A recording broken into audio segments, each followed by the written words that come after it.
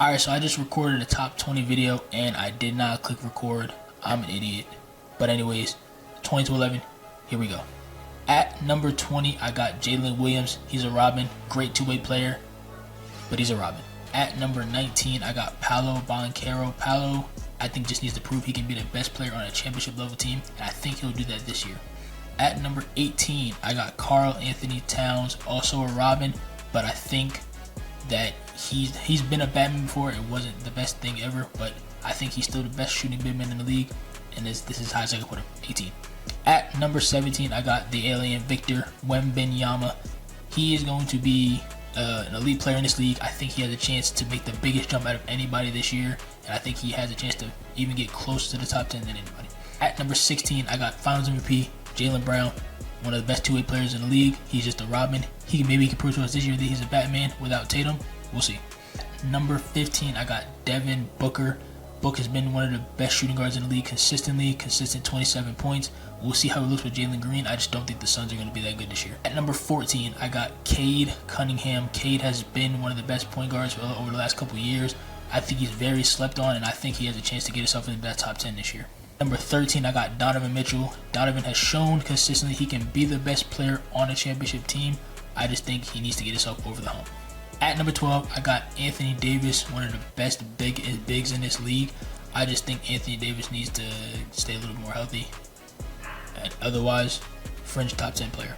At number 11, I got Jalen Brunson. Brunson has been one of the best playoff risers that we've seen in a while. I just think he has to show that he can be the best player on a championship team. He's got to get over that hump this year. At number 10, I got Slim Reaper Kevin Durant. KD has been a consistent scorer throughout his whole career, 50, 40, 90. I think he's going to get a lot more easier shots this year playing with Şengün. Number 10. At number 9, I got the second greatest player of all time, LeBron James. LeBron has been also very consistent, but I think at this point in his career, he just needs to be a Robin. I think that's exactly what he is, and he is the best Robin in the league. Second greatest player of all time, LeBron. At number 8, I know, when healthy, Joel Embiid is still a top 10 player in the league. I have to give him some more respect.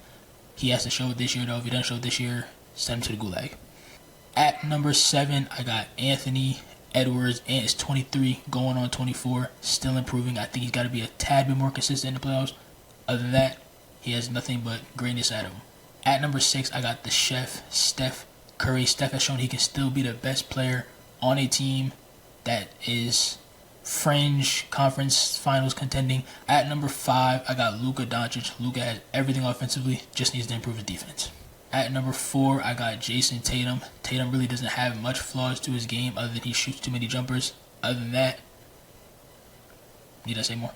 At number 3, I got Finals MVP, MVP of the league, scoring champ, Shai Gilgeous-Alexander. I couldn't really put him much higher. I'm not one of those recency bias people who's calling him the best player in the league because he's not. But he for sure stamped himself as the best point guard in the league and a top 3 player in the league.